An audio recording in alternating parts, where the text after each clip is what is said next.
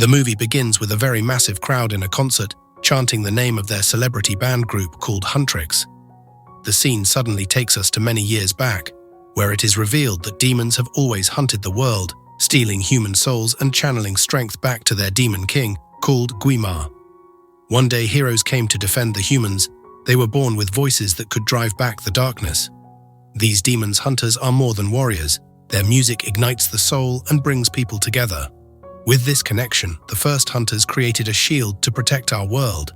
In every generation, a new trio of hunters is chosen to fulfill their ultimate duty. Their songs created a barrier that is so strong that it is impenetrable, which will keep demons away from their world. The person giving the narration is a woman called Celine. She formed a hunter group with 3 girls in this generation. As she mentors them on their duties, it is their songs that will maintain the shield which prevents demons from entering their world. The hunter group formed a musical band called the Huntrix. There is no single person in Korea that isn't a fan of them because of their talent. Let me introduce you to one of them called Mira. She's the visual and lead dancer, apparently the black sheep in her family. She's described as being so cool because who else could wear a sleeping bag to the Met Gala? The second member of the Huntrix is called Zoe. She's the rapper and lyricist who grew up in USA. And the final member is called Rumi. She's the lead singer whose voice brings people to tears. Her mum died when she was little, but Celine raised her and built Huntrix around her. Just as their fans waits for them excitingly, their manager named Bobby realizes that the Huntrix plane are moving further away from the concert. We see the Huntrix in a plane. Since this is their biggest show yet, they decided to consume a lot of food and snacks so they can give the best performance. They demand for more food, but notice that the air hostess and the pilot are just acting weird. They receive a call from Bobby, who wonders why they haven't arrived at the concert yet. When they peep through the window, they realizes that the plane has been going the wrong direction. It was at this moment the Huntrix knew that the air hostess and the pilot are not what they seem to be, but they're all demons. What made them so sure is the demon patterns on their hand. The demons suddenly shape-shift to their real form to attack them, but they didn't seem like a threat to the Huntrix at all. The Huntrix bring out their demon hunting weapons and started singing their songs, which they used to finish up the demons, but unfortunately their plane gets wrecked in the process. With their powers, they jumped out of the plane and make a dramatic entrance to the concert where they drive all the fans crazy just as they started to perform. The scene suddenly takes us to the demon realm where we see that demon that got defeated by the hunters. She reports to the demon king that the hunters defeated them again, which made him so pissed off. The demon king kills the demon for being weak and insults the other demons for being useless. If they don't kill the hunters, their songs will soon enough turn the barrier shield to gold, which will make the demons trapped in the underworld forever. A very special demon called Jinu suddenly shows up from nowhere and started singing a song about a mighty demon king who was in total control. He feasted on souls and the world trembled when he roared. But then some hunters sang some songs and now all the demon king does is starve. The demon king tells Jinu that he let him keep that voice and he dares to mock him with it. Juni replies that he is not here to mock him, but he is here to help him. He has a new strategy which is about fighting the hunters where they least expect it. They plan to go after the very thing that makes the barrier shield stronger, which is the fans. The other demons laugh at Jinwoo and his crew because what makes him think a demon band idea would work? But when Juni and his crew transform themselves into handsome-looking boys, the Demon King and the other demons immediately saw this as a totally good idea. The Huntrix decided to take a break after their biggest performance, but they just can't seem to take a break when Rumi tells them that she pushed their golden release for their new song to this night. The world is so excited to hear about this song, and just as the girls practice before the performance, something really strange happens. Whenever Rumi sings for a minute, her throat chokes up. She asks everyone to give her a 5-minute break, and the live performance is in 10 minutes. Bobby suddenly started to have a nervous breakdown because there are literally 10,000 fans screaming outside and sounding really scary. Rumi enters the toilet breathing heavily. She zips down her dress and to our surprise, we find out that she's a demon. Rumi is really terrified because her demon marks is now starting to affect her voice. We see a flashback of young Rumi asking Celine if hunters must kill all demons. Everything that has patterns is a demon. We find out that Rumi has demon patterns because her dad was a demon. But Celine assures her that she is not one of them. She is a hunter just like her mother was. She tells Rumi that when the barrier shield is sealed, all the demons will be gone for the world and her demon patterns will disappear. Ever since, Rumi has been avoiding her friends from seeing her body to hide her secret identity. Back to the present. We see Rumi really sad because how is she going to fix the world and fix herself when she doesn't have her voice? When Rumi returns home, the girls comfort her that everything will be okay, because they can reschedule another live show within days. Bobby can handle it. But Bobby suddenly calls them saying he can't handle it because the fans are really so disappointed that the Huntrix didn't show up to sing on today's live show. Rumi tells the girls that she isn't sure if rescheduling another live show will be possible because her voice is in trouble. Mira and Zoe suggest that they should take a break. They can skip the Idol Awards this year, but Rumi refuses they skip it because it's their most important show. It is when they strengthen the barrier shield for the entire year. Since the golden performance is in 2 weeks, the girls decided to use that to try and fix Rumi's voice. Zoe has like 57 ideas on how to do that and demands they start with her favorite. She takes Rumi to a man she knows that makes special tonics. Apparently it can heal anything from sore throats to relationships problems. Zoe takes Rumi to meet a doctor called Han, who does some weird analysis on Rumi before he finally gives them the tonics that will help fix her voice. Just when they return home, they see 5 handsome-looking guys and they fell so much in love with them. One of them hits Rumi to the floor and she and the girls gets turned off when they realize how rude they were. They suddenly hear a noise at the nearby market square and goes to check it out. They see those same group of handsome guys singing a song and realizes they are boy band. Their voices are so good and this got the attention of so many people, but to the girls' surprise, they notice that the boy band are actually demons. A demon is a demon, no matter how handsome they look. So Mira sets out to kill them. But Rumi stops her saying it's too public, and what if they try to kill all these people? The boy band introduce their band name to everyone as the Saja Boys and invites everyone to their performance tonight. But as for the Huntrix, just as nightfall arrives, they put on their demon hunting suit as they plan to kill the demons. Their plan is, once the boy band comes out from stage, they will jump down for the attack.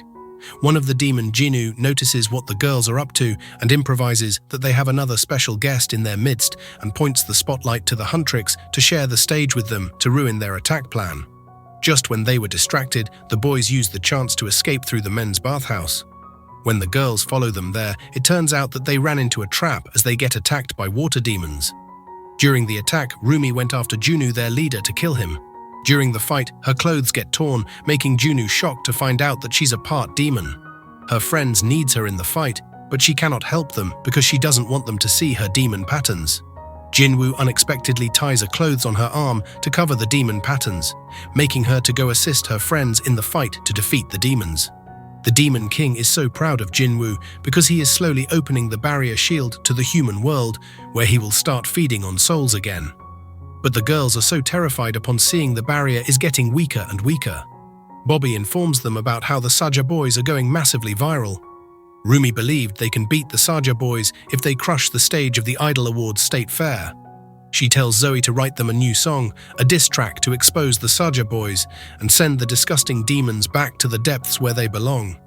Rumi decided to take the tonic she got from Dr. Han, but is disappointed to find out that they're just grape juice.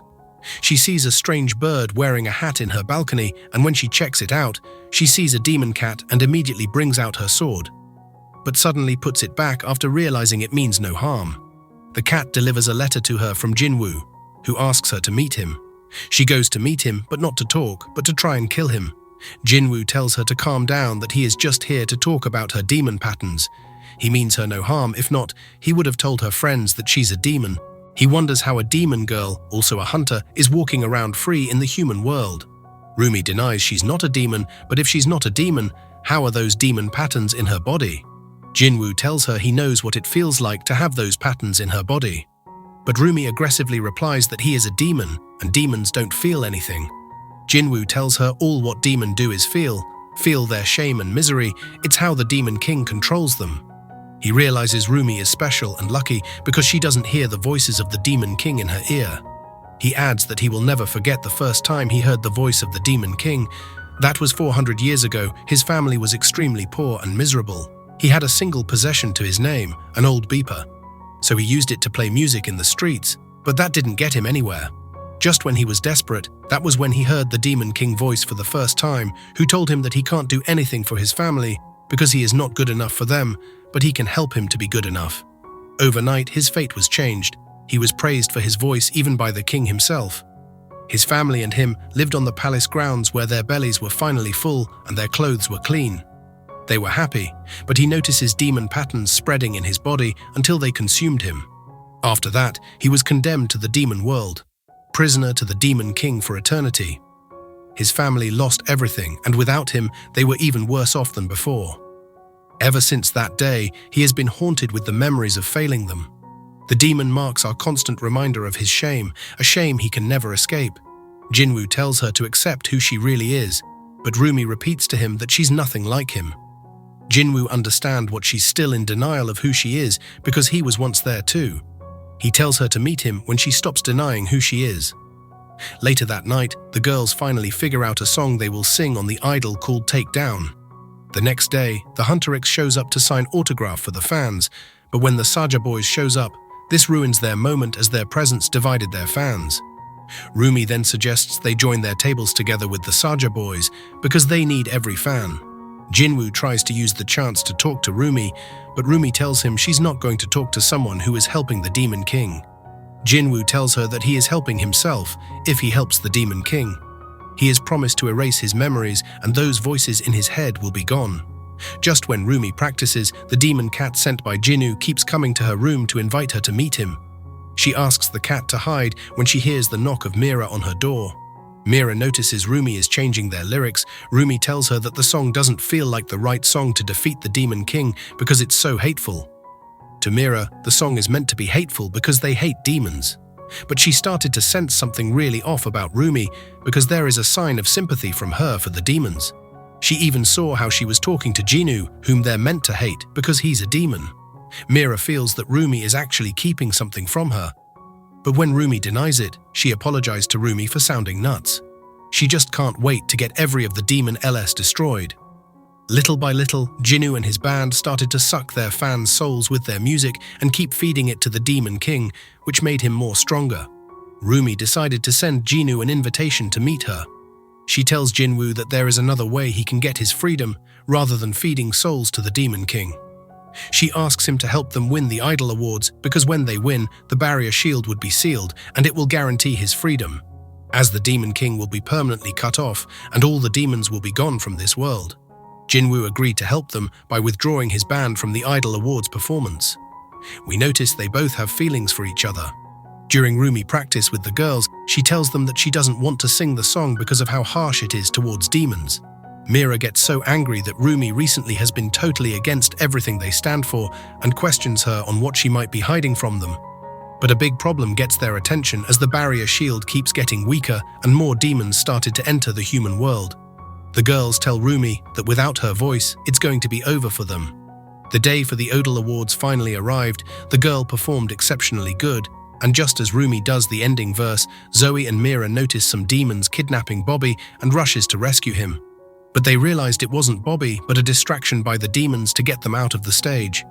Two demons disguised as Mira and Zoe enters the stage and tore Rumi's clothes to reveal her demon nature to everyone. Mira and Zoe sees this and are really shocked and scared of her. Rumi tries to explain to them about everything and how she intended to fix everything.